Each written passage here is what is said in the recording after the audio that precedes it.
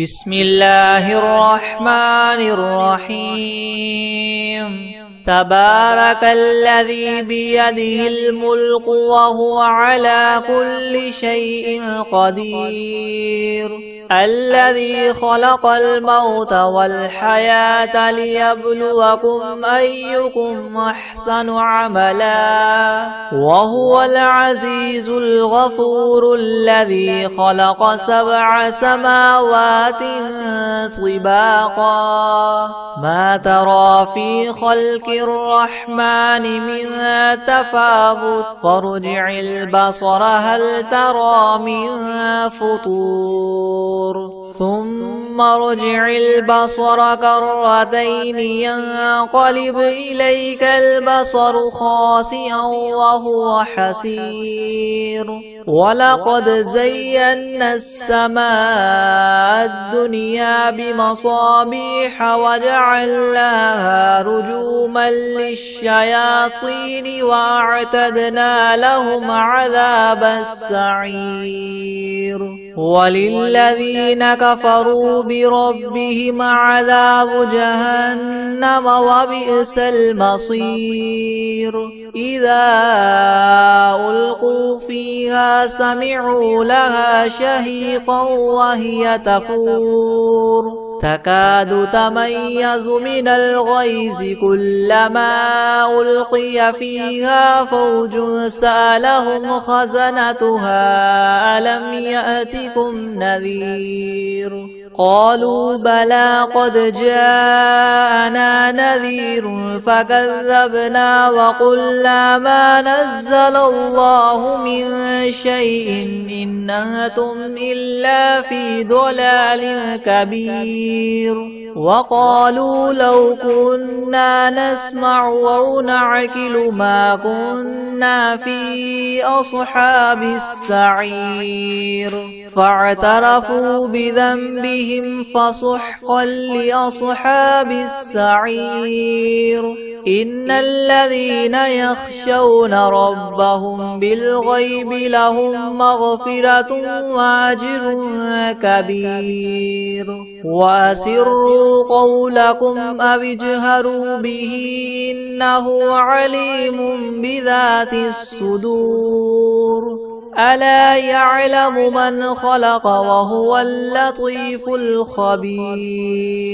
هو الذي جعل لكم الأرض ذلولا فامشوا في مناكبها وكلوا من رزقه وإليه النشور أأمنتم من في السماء أن يخسف بكم الأرض فإذا هي تمور أم أمنتم من في السماء أن يرسل عليكم حاصبا فستعلمون كيف نذير ولقد كذب الذين من قبلهم فكيف كان نكيري ولم يروا إلى الطير فوقهم صافات ويقبض ما يمسكهن إلا الرحمن إنه بكل شيء بصير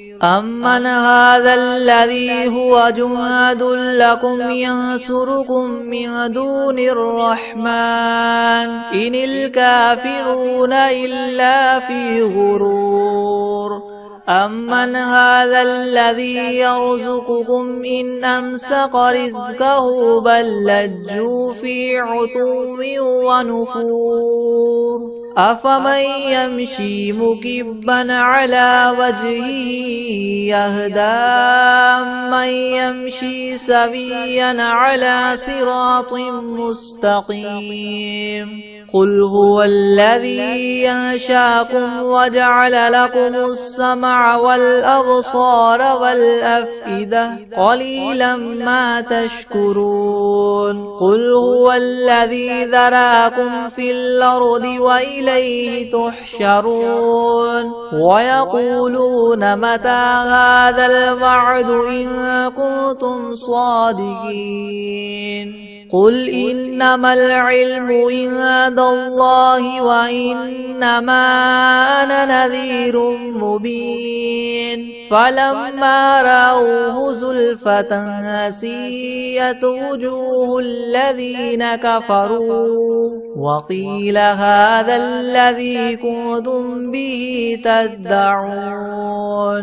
قل أرأيتم إن أهلكني الله ومن معي أو رحمنا فمن يجير الكافرين من عذاب أليم قل هو الرحمن آمنا به وعليه توكلنا فستعلمون من هو في ضلال مبين قل أرأيتم إن أصبح ماؤكم غورا فمن يأتيكم بماء معين بسم الله الرحمن الرحيم إذا وقعت الواقعة ليس لوقعتها كاذبة خافضة رافعة إذا رجت الأرض رجا وبست الجبال بسا فكانت هباء منبثا وكنتم أزواجا ثلاثة فأصحاب الميمنة ما أصحاب الميمنة وأصحاب المشأمة ما أصحاب المشأمة والسابقون السابقون أولئك المقربون في جنات النعيم ثلة من الأولين وقليل من الآخرين على سرر موضونة متكئين عليها متقابلين يطوف عليهم ولدان مخلدون بأكواب وأباريق وكأس من معين لا يصدعون عنها ولا ينزفون وفاكهة مما يتخيرون ولحم طير مما يشتهون وحور عين كأمثال اللؤلؤ المكنون جزاء بما كانوا يعملون لا يسمعون فيها لغوا ولا تأثيما إلا قيلا سلاما سلاما وأصحاب اليمين ما أصحاب اليمين في سدر مخضود وطلح منضود وظل ممدود وماء مسكوب وفاكهة كثيرة لا مقطوعة ولا ممنوعة وفرش مرفوعة إنا أنشأناهن إنشاء فجعلناهن أبكارا عربا أترابا لأصحاب اليمين ثلة من الأولين وثلة من الآخرين وأصحاب الشمال ما أصحاب الشمال في سموم وحميم وظل من يحموم لا بارد ولا كريم إنهم كانوا قبل ذلك مترفين وكانوا يصرون على الحنث العظيم وكانوا يقولون إذا متنا وكنا ترابا وعظاما أئنا لمبعوثون أوآباؤنا الأولون قل إن الأولين والآخرين لمجموعون إلى ميقات يوم معلوم ثم إنكم أيها الضالون المكذبون لآكلون من شجر من زقوم فمالئون منها البطون فشاربون عليه من الحميم فشاربون شرب الهيم هذا نزلهم يوم الدين نحن خلقناكم فلولا تصدقون أفرأيتم ما تمنون أنتم تخلقونه أم نحن الخالقون نحن قدرنا بينكم الموت وما نحن بمسبوقين على أن نبدل أمثالكم وننشئكم فيما لا تعلمون ولقد علمتم النشأة الأولى فلولا تذكرون أفرأيتم ما تحرثون أأنتم تزرعونه أم نحن الزارعون لو نشاء لجعلناه حطاما فظلتم تفكهون إنا لمغرمون بل نحن محرومون أفرأيتم الماء الذي تشربون أنتم أنزلتموه من المزن أم نحن المنزلون لو نشاء جعلناه أجاجا فلولا تشكرون أفرأيتم النار التي تورون أأنتم أنشأتم شجرتها أم نحن المنشئون نحن جعلناها تذكرة ومتاعا للمقوين فسبح باسم ربك العظيم فلا أقسم بمواقع النجوم وإنه لقسم لو تعلمون عظيم إنه لقرآن كريم في كتاب مكنون لا يمسه إلا المطهرون تنزيل من رب العالمين فبهذا الحديث أنتم مدهنون وتجعلون رزقكم أنكم تكذبون فلولا إذا بلغت الحلقوم وأنتم حينئذ تنظرون ونحن أقرب إليه منكم ولكن لا تبصرون فلولا إن كنتم غير مدينين ترجعونها إن كنتم صادقين فأما إن كان من المقربين فروح وريحان وجنة نعيم وأما إن كان من أصحاب اليمين فسلام لك من أصحاب اليمين وأما إن كان من المكذبين الضالين فنزل من حميم وتصلية جحيم إن هذا لهو حق اليقين فسبح باسم ربك العظيم بسم الله الرحمن الرحيم ياسين والقرآن الحكيم إنك لمن المرسلين على صراط مستقيم تنزيل العزيز الرحيم لتنذر قوما ما أنذر آباؤهم فهم غافلون لقد حق القول على أكثرهم فهم لا يؤمنون إنا جعلنا في أعناقهم مغلالا فهي إلى الأذقان فهم مقمحون وجعلنا من بين أيديهم سدا ومن خلفهم سدا فأغشيناهم فهم لا يبصرون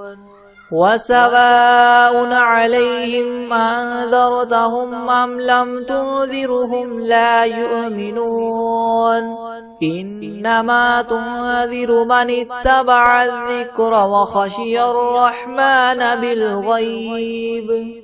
فبشره بمغفرة وأجر كريم إنا نحن نحيي الموتى ونكتب ما قدموا وآثارهم وكل شيء أحصيناه في إمام مبين واضرب لهم مثلا أصحاب القرية إذ جاءها المرسلون إذ أرسلنا إليهم 2 فكذبوهما فعززنا بثالث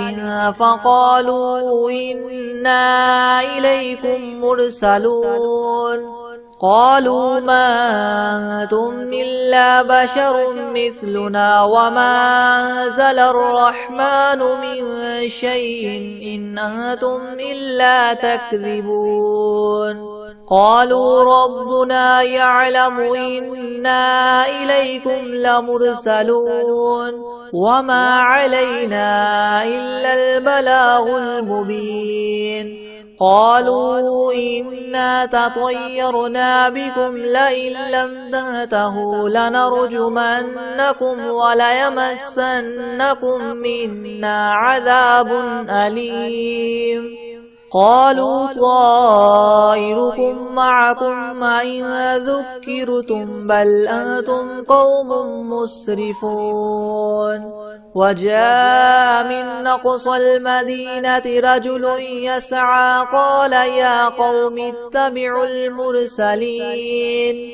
اتبعوا من لا يسألكم مجرا وهم مهتدون وما لي لا أعبد الذي فطرني وإليه ترجعون أأتخذ من دونه آلهة إن يردني الرحمن بضر لا تغن عني شفاعتهم شيئا ولا ينقذون إني إذا لفي ضلال مبين إني آمنت بربكم فاسمعون قيل ادخل الجنة قال يا ليت قومي يعلمون بما غفر لي ربي وجعلني من المكرمين وما أنزلنا على قومه من بعده من جند من السماء وما كنا منزلين إن كانت إلا صيحة واحدة فإذا هم خامدون يا حسرة على العباد ما يأتيهم من رسول إلا كانوا به يستهزئون ألم يروا كم أهلكنا قبلهم من القرون أنهم إليهم لا يرجعون وإن كل لما جميع لدينا محضرون وآية لهم الأرض الميتة وأحييناها وأخرجنا منها حبا فمنه يأكلون وجعلنا فيها جنات من نخيل وأعناب وفجرنا فيها من العيون ليأكلوا من ثمره وما عملته أيديهم أفلا يشكرون سبحان الذي خلق الأزواج كلها مما تنبت الأرض ومن أنفسهم ومما لا يعلمون وآية لهم الليل نسلخ منه النهار فإذا هم مظلمون والشمس تجري لمستقر لها ذلك تقدير العزيز العليم والقمر قدرناه منازل حتى عاد كالعرجون القديم لا الشمس ينبغي لها أن تدرك القمر ولا الليل سابق النهار وكل في فلك يسبحون وآية لهم أنا حملنا ذريتهم في الفلك المشحون وخلقنا لهم من مثله ما يركبون وإن نشأ نغرقهم فلا صريخ لهم ولا هم ينقذون إلا رحمة منا ومتاعا إلى حين وإذا قيل لهم اتقوا ما بين أيديكم وما خلفكم لعلكم ترحمون وما تأتيهم من آية من آيات ربهم إلا كانوا عنها معرضين وإذا قيل لهم انفقوا مما رزقكم الله قال الذين كفروا للذين آمنوا ونطعم من لو يشاء الله وطعمه إن أنتم إلا في ضلال مبين ويقولون متى هذا الوعد إن كنتم صادقين ما ينظرون إلا صيحة واحدة تأخذهم وهم يخصمون فلا يستطيعون توصية ولا إلى أهلهم يرجعون ونفخ في الصور فإذا هم من الأجداث إلى ربهم ينسلون قالوا يا ويلنا من بعثنا من مرقدنا هذا ما وعد الرحمن وصدق المرسلون إن كانت إلا صيحة واحدة فإذا هم جميع لدينا محضرون فاليوم لا تظلم نفس شيئا ولا تجزون إلا ما كنتم تعملون إن أصحاب الجنة اليوم في شغل فاكهون هم وأزواجهم في ظلال على الأرائك متكئون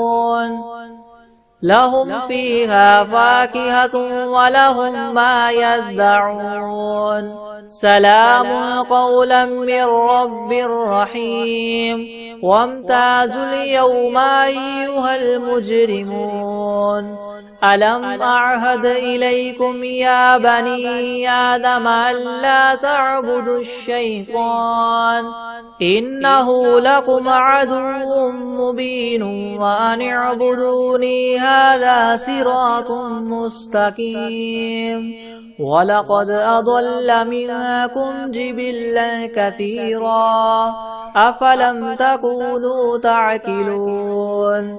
هذه جهنم التي كنتم توعدون اصلوها اليوم بما كنتم تكفرون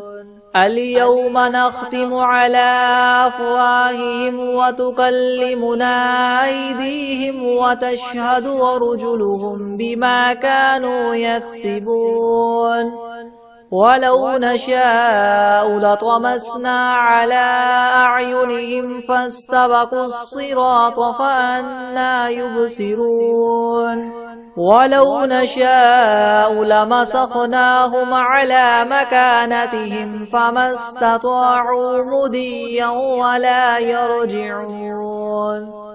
ومن نعمره ننكسه في الخلق أفلا يعقلون وما علمناه الشعر وما ينبغي له إن هو إلا ذكر وقرآن مبين لينذر من كان حيا ويحق القول على الكافرين أولم يروا أنا خلقنا لهم مما عملت أيدينا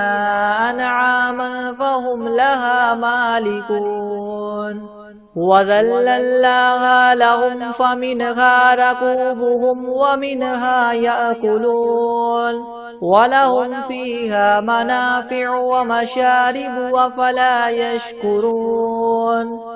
واتخذوا من دون الله آلهة لعلهم ينصرون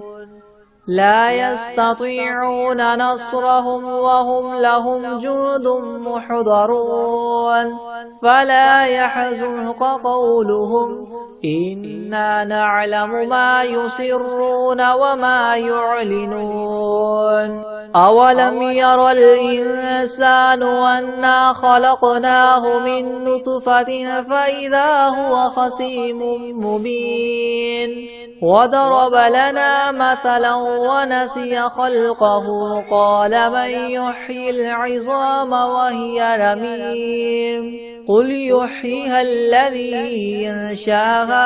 أول مرة وهو بكل خلق عليم الذي جعل لكم من الشجر الأخضر نارا فإذا أنتم منه توقدون أوليس الذي خلق السماوات والأرض بقادر على أن يخلق مثلهم بلى وهو الخلاق العليم إنما أمره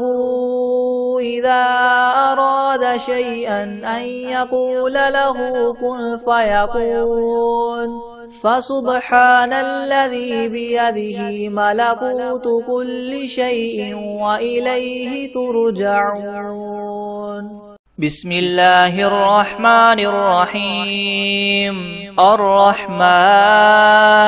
علم القرآن خلق الإنسان علمه البيان الشمس والقمر بحسبان والنجم والشجر يسجدان والسماء رفعها ووضع الميزان ألا تطغوا في الميزان وأقيموا الوزن بالقسط ولا تخسروا الميزان والأرض وضعها للأنام فيها فاكهة والنخل ذات الأكمام والحب ذو العصف والريحان فبأي آلاء ربكما تكذبان خلق الإنسان من صلصال كالفخار وخلق الجان من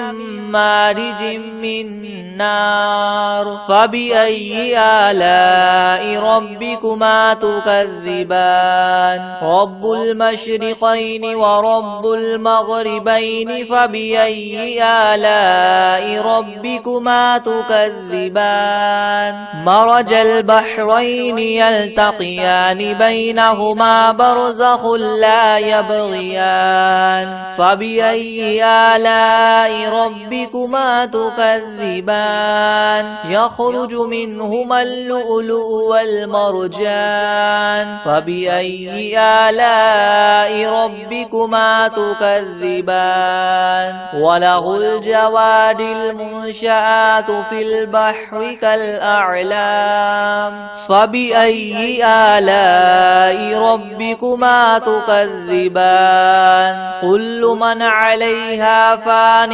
ويبقى وجه ربك ذو الجلال والإكرام فبأي آلاء ربكما تكذبان يسأله من في السماوات والأرض كل يوم هو في شأن فبأي آلاء ربكما تكذبان سنفرغ لكم أيها الثقلان فبأي آلاء ربكما تكذبان يا معشر الجن والإنس إن استطعتم أن تنفذوا من أقطار السماوات والأرض فانفذوا لا تنفذون إلا بسلطان فبأي آلاء ربكما تكذبان يرسل عليكما شواظ من نار ونحاس فلا تنتصران فبأي آلاء ربكما تكذبان فإذا انشقت السماء فكانت وردة كالدهان فبأي آلاء ربكما تكذبان فيومئذ لا يسأل عن ذنبه إنس ولا جان فبأي آلاء ربكما تكذبان يعرف المجرمون بسيماهم فيؤخذ بالنواصي والأقدام فبأي آلاء ربكما تكذبان هذه جهنم التي يكذب بها المجرمون يطوفون بينها وبين حميم آن فبأي آلاء ربكما تكذبان ولمن خاف مقام ربه جنتان فبأي آلاء ربكما تكذبان ذواتا أفنان فبأي آلاء ربكما تكذبان فيهما عينان تجريان فبأي آلاء ربكما تكذبان فيهما من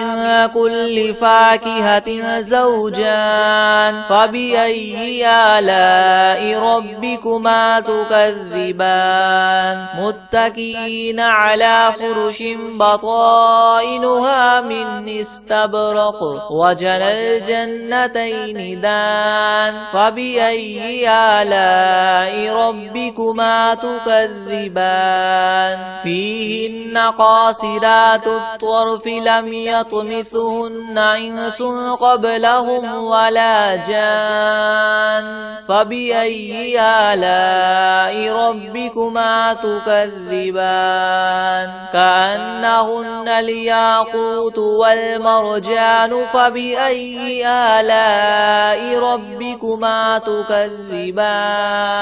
هل جزاء الإحسان إلا الإحسان فبأي آلاء ربكما تكذبان ومن دونهما جنتان فبأي آلاء ربكما تكذبان مدهامتان فبأي آلاء ربكما تكذبان فيهما عينان نضاختان فبأي آلاء ربكما تكذبان فيهما فاكهة ونخل ورمان